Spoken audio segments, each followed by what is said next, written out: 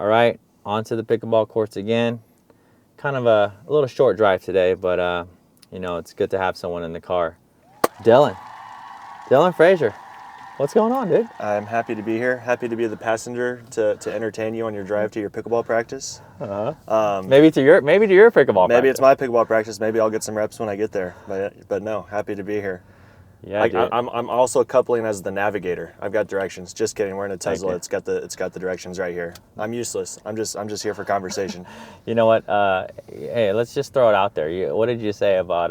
You were talking about the Tesla. I was like, oh, do you have one day, or do you want one day? Yeah. So then, I think it's not a matter of whether or not I want one. It's a matter of whether or not I need one, because I happen to be a pretty bad driver.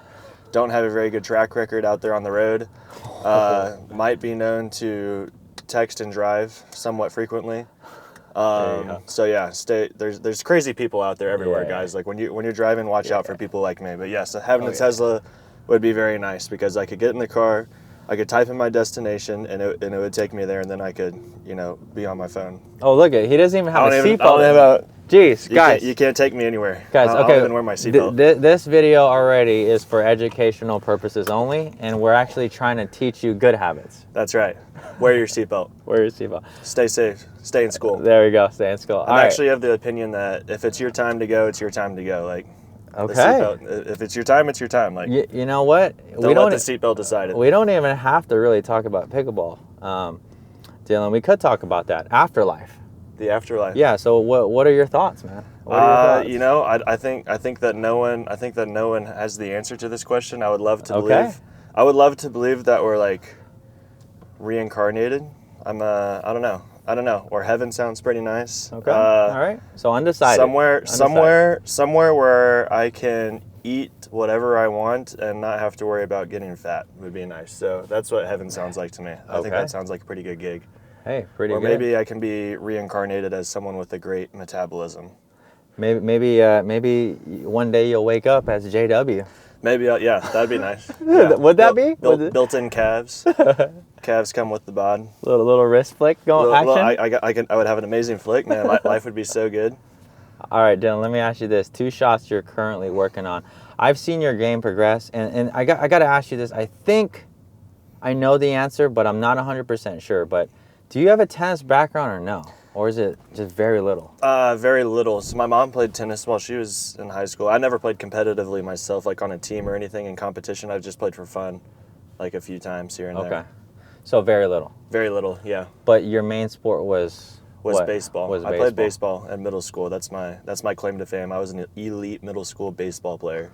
Okay. And then what year is this now for pickleball? Because you started really young, and I remember that. Yeah, I started in 2016, so I think coming up in April, it's going to be like the 9-year anniversary for me. Crazy. Wow, that's awesome, man. So as this sport has evolved, you've grown, didn't ever have a two-hander. We had to work on that, right? Had to develop that. That was not something I picked up naturally, that's for sure. Yeah, and you just got off the court. We're here at PPA Mesa, for those of you who are wondering whenever this releases, but you're playing with Pablo Tejas. That's right, yeah. And you're playing the homie, the roommate. Yeah. Yep. Is he? He's my roommate in Florida, yeah. I didn't know that. Is there more, or is it just you two? It's just the two of us. Okay. So that's your main drilling partner, I assume? I play a lot with him, yeah. We don't drill so much as much as we play. Okay. We play a lot together out in Florida. Yeah, there's a lot of people out in that kind of southern Florida area now to practice with. Okay, so drill to play ratio, like as you're traveling, everyone has a different philosophy, right? So what is yours right now and why? Yeah, so for me it depends on like if there's specific shots I'm working on. If there's a specific shot I'm working on or like a weakness or something that I want to add to my game or strengthen, I think drilling is usually the way to go, because you can just get hundreds and hundreds of reps on a particular shot. Yep. If there's not some, but then it's also important to like mix it in with like actual games, so it's like more realistic situation. So it depends on what I'm working on. Right now, I would say it's about like 65% playing, 35% drilling. Sometimes it's closer to like 50-50. Sometimes it's more drilling than playing, but it really just depends on the week. All right. 2 shots, Dylan, that you're working on currently. And be specific. Like it could be a pattern. It could be an actual technical shot. What are you working on? I'm working on my return. I think the return's a very underrated part of the game.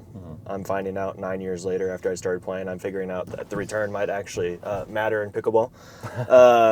But yeah, I'm trying to get my returns deep, particularly in singles. It kind of makes or breaks you to start early in the point. The serve, and the return matter a lot in singles, but even in doubles, it does you a lot of favors too if you can start the point off with a strong return. So that's one thing I'm working on. Okay, so returns. Returns, and then I would say backhand dinking in general. That's not super specific, but especially in men's doubles, and I'm playing the left a little bit more.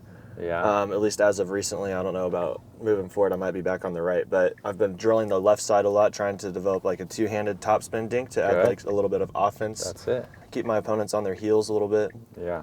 And yeah, those are the two biggest things I've been working on. More so the second one, the backhand dinking, than the returns. But yeah, no, that's good, man. How is it playing with Pablo? And you know, playing with a lefty, having a forehand, both in the middle. How is that a luxury? And what do you think the difference is between that and then just like a traditional right-handed team that's really solid, like Ben and Colin was?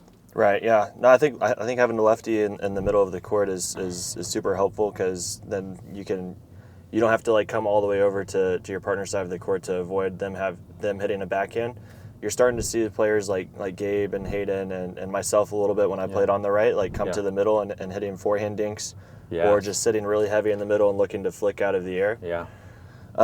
So that's something that's changed recently in this sport. But I think having a lefty there is just, I think having a forehand as opposed to a backhand is probably a little bit stronger. But then you've got to have a backhand on the corner. So that's a spot that could be targeted. Whereas with a righty, you've got a forehand kind of on the sideline that is pretty dangerous, particularly with someone like a Gabe or Hayden or someone that plays the right side super strong.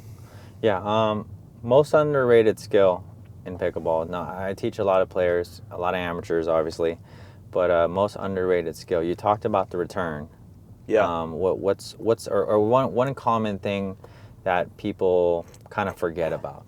What would you say? Yeah, I would say I always preach that the basics are the most important thing for improving your game. And when I get asked like what's the fastest way to improve, I always say master the basics, master the soft game in particular. I think the soft game can take you a lot further in pickleball than like a good power game, like great hands, like a super huge serve. All of it matters at the end of the day. But if I had to like narrow it down to one specific part of the game, I would say the soft game is big. So making your third shot drops consistently, being able to consistently get from the baseline to kitchen line is huge. So being comfortable like in transition zone with the resets, and then just having a strong foundation for the dink game, like just being super comfortable in like long extended dink rallies is super important too. And you know, if you're really good at the dink game and you just don't give your opponents opportunities to attack, you can grind them down. So I think that's the most underrated part of the game. A lot of people see like all the flashy things like the ATPs and the Ernies, and they're like, yeah, I want to do that, or like a great hands battle. I want to practice that. I want to have great hands. Yeah.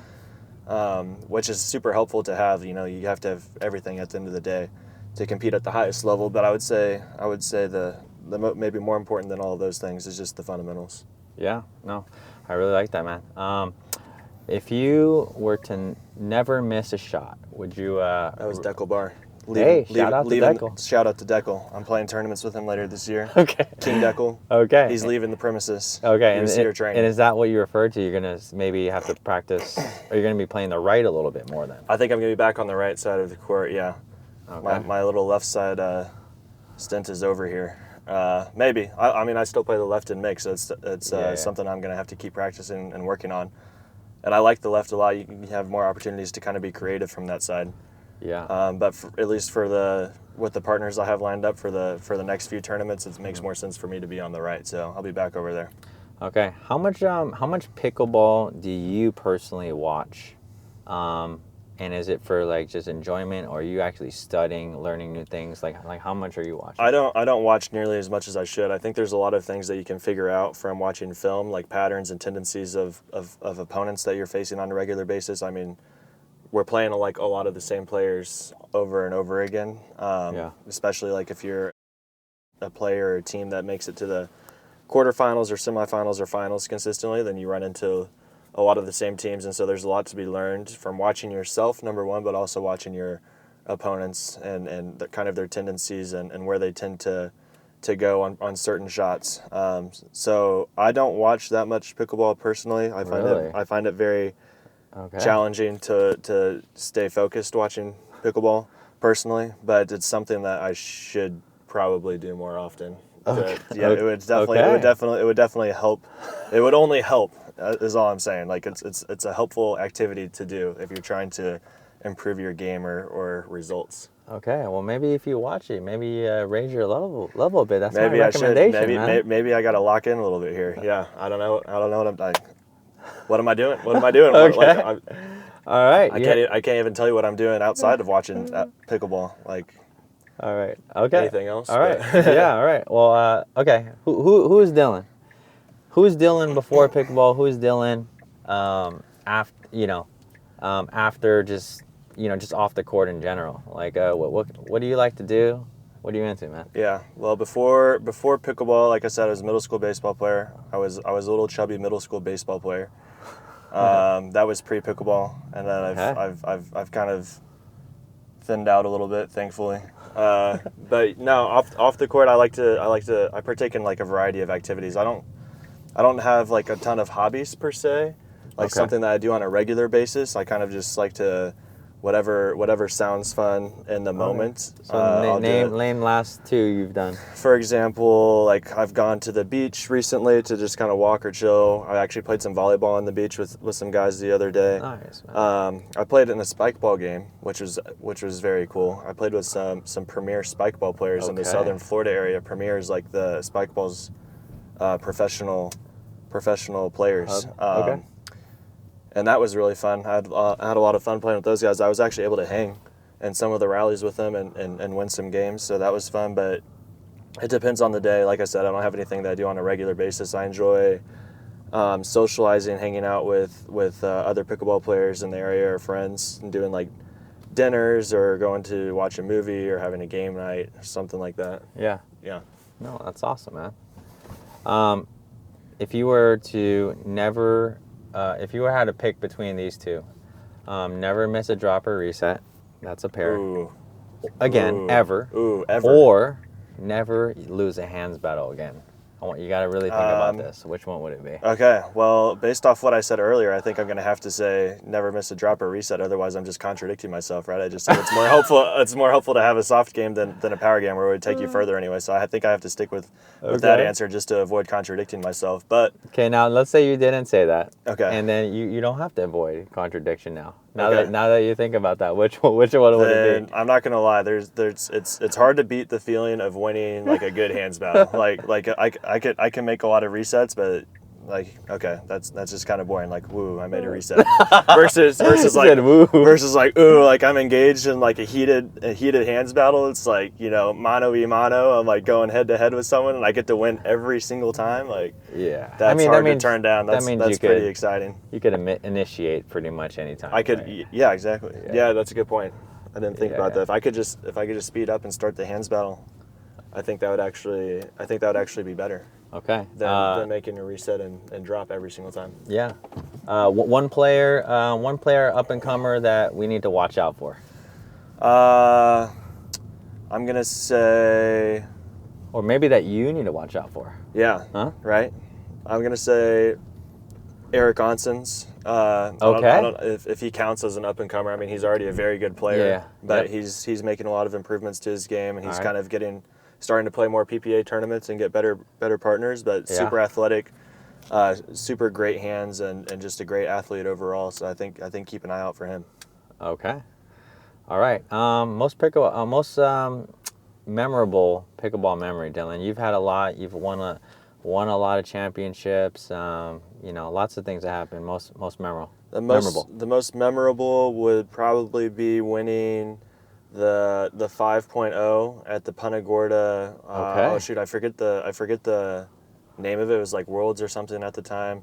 But I played 5.0 mixed doubles with my mom, and we won the 5.0 mixed, and then we played in the pro draw the next day. I think, or yeah, the next day I think, and we played against Tyson McGuffin and Lee Waters, which was super fun. We lost, but we were somewhat competitive, and then we had a couple wins, and we had one win in the main draw and then one win in the back draw. Lost to Tyson and Lee, and then lost to Leia and Kyle McKenzie, I think. But I had a lot of fun playing with my mom. That was my most memorable. That's awesome, man. Is your pickleball moment. Is your mom a 5-0? She is, yeah. She's Really? very good. She's very good. Yeah, she's legit. Is she like? But she's not like planning to go pro or anything. She's just... No. She doesn't play as competitively much anymore. But she was my introduction to pickleball. She actually played pickleball while she was in college at the University of Missouri, and then had dropped it for a while after she graduated from college, and we picked it back up in Punta Gorda, Florida, in 2016. But yeah, she's a great athlete. She was a high school tennis player, like I said, and so she's got the tennis background. She's got the tennis background, yeah. Wow. And then it became a family sport. My dad plays too, so I enjoy playing with him. He was my drill partner for the longest time up until recently, when I moved out to Florida. But I would drill with my dad somewhat frequently as I was working my way from 3.5 to pro. Yeah. Now, you and JW are still really good friends, I assume. Yes. Yeah, so how did that, what happened with the split, and like, how did that, everyone talks about, partners change all the time. Like what happened with that, and or just any thoughts? Yeah, I think first and foremost, like you said, JW and I are still really good friends, on and off the court, and I think we just decided that it was time to mix it up a little bit. We had a really great run the first half of last year, 2024. And then towards the second half of the end of the second half, I think just felt like we weren't getting the results that we were both striving for. And so we decided maybe let's mix it up a little bit. We can always come back together, right? That's like definitely a possibility for the future, but we decided to mix it up a little bit, explore some other partnerships. It's been good for me because I got to learn how to play the left side a little bit, kind of learn the game from a different perspective. And so I understand the game a little bit more now that I've started playing the left versus when I was just playing the right in men's doubles, and so it's been a good growth opportunity for me, as well as JDub, just mixing it up with partners and getting different looks and seeing what some different options and play styles are. But that's not to say that we won't come back together ever. And so who knows? I like it, man. One strategy tip, and I know you only have a few more minutes, but one strategy tip that once it clicked, it made the biggest impact in your game. So for me, I actually struggled with the third shot drop for the longest time. Like that was like my one weakness when I was like a 4.5, 5.0 is like, I was very mental about the third shot drop for whatever reason. I don't know what it was about the third shot drop, but like for some reason, like just getting tight. Like it was in my head. Well, I felt like I hit it. Yeah, I had to hit it perfect. Like got it. If I didn't, I'm super hard on myself. And so I was like, for the third shot, like, and I was at the time when I was working my way up, I would watch a lot of pickleball, and I was like watching the pros, like, Dave Weinbach would like float his third shot drop into the kitchen so beautifully. And I was like, oh my God, I should be able to do that 9 out of 10 times if I want to play as good as Dave Weinbach. And, so I was just super hard on myself. Anytime I didn't hit a drop that would land in the kitchen, I was like, dang it, Dylan, you gotta be better. We gotta be better than this. There's no excuse. This is like shooting a free throw. Like you gotta make this 9 out of 10 times.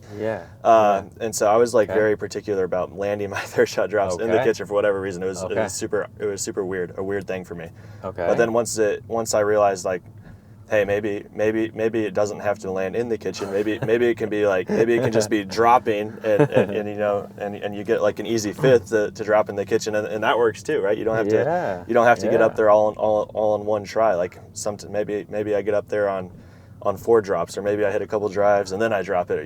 Waiting for the right one. But I think once I realized it doesn't have to be playing a little bit less perfect helped me loosen up a little bit.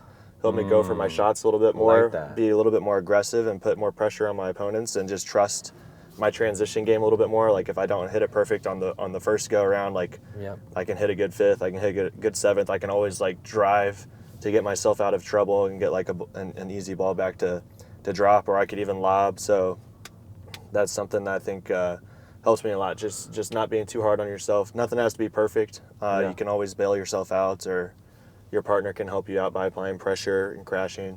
There's a lot of options for getting up to the kitchen line. I like that. Last thing, you did mention a little, it's funny because we all have these kind of mental things that I think break, or we find out later on in our game that makes a big difference. I really like your answer, but you were saying, like, talking about mental, like, how important is the mental game, Dylan? And you being one of the top players in the world, I've asked Gabe this when he came on, but how important is that, and how do you personally work on it? Like, because everyone does different stuff. Yeah.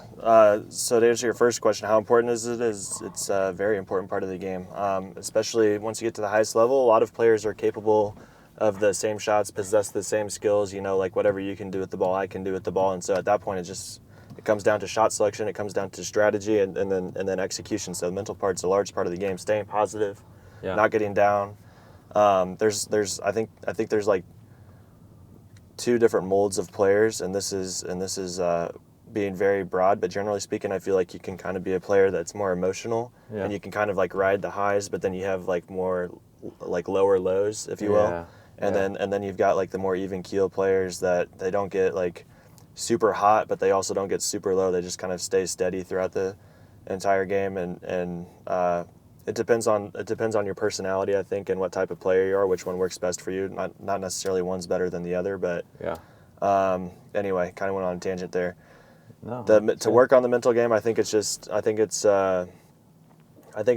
being forgiving of yourself. Like it's very like for me, like going back to the third shot drops, I was so hard on myself. Like when I didn't make a good third shot drop, I was like, dang it, you're so bad.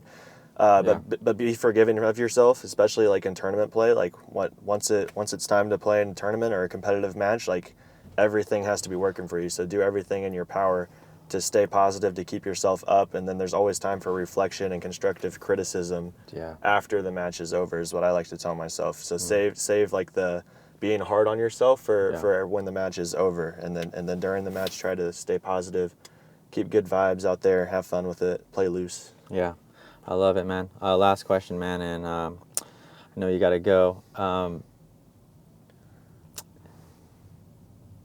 Left my mind. Introduction here. Not introduction. Totally lost my mind. It's hard to drive and do this at the same time. Yeah, we're multitasking here. Yeah. I'm glad I'm not the one behind the wheel. We probably would have crashed by now. I should have probably put this on self-drive. Yeah? Yeah, self-drive. Okay, we're at Tesla. We got the technology. Yeah, I got it. Dealing with losses, okay? So I teach a lot of different players. That is really tough. So you've had huge wins against really good players, lots of goals, lots of championships, but I'm sure you've had really tough losses. And what, like, just mentality-wise, how do you deal with them? Do you deal with them differently? And how do you basically go on and grow from there? Yeah, well, matter of fact, I had a very tough loss today. I played singles this morning against Christian Alshon in the round of 16 and lost 11-9 the third after winning the first game. So that was a tough one to kind of handle, but you've got to bounce back. You've got to be able to bounce back, because I had a men's doubles match to play later in the day. So can't dwell on it for too long. Like I said, there's always time for reflection and constructive criticism later. Maybe I'll go back and review the tape, since I think you've got me convinced that probably watching pickleball back and watching some film is probably beneficial. So I can go back and break it down. And sometimes that's like a way that people process their losses. They go back and they learn from their mistakes. I think generally speaking, that's the best way. As long as you're learning from your mistakes, as long as you don't go into the next match like convinced that you're the same player, that nothing has changed for you. You know what I mean? So, like I don't want to go into the next. I don't want to play Christian again at the next tournament thinking that nothing has changed for me or that I haven't gotten better, because then how can I expect to win? So like it's a lot about like going back and training and working on weaknesses or strengthening strengths of my game, and then that way at the next turn I'm like, I can win this one. Like the last tournament, it was a different me. Like I've got shots that I've added to my game. I'm feeling more comfortable with X, Y, and Z, and so I'm gonna come out and play better this match. I'm a better version of myself this tournament versus last tournament. So that's what I like to do, to kind of take my mind off of losses and learn from them anyway. Yeah. Well, Dylan, we're here at the courts. I know you're a busy man. I'm pretty busy myself. I do appreciate you coming on. Yeah, thanks for having me. Good little drive there. Let's play some pickleball. Okay, let's go. Hey, thanks so much for watching this new format of our podcast. If you really enjoyed this, make sure that you let us know in the comments below. Also, if you want more content like this, as we bring more pros on and make our podcast even better, make sure that you subscribe. That really helps us out. Thanks so much, and we'll see you on the next one.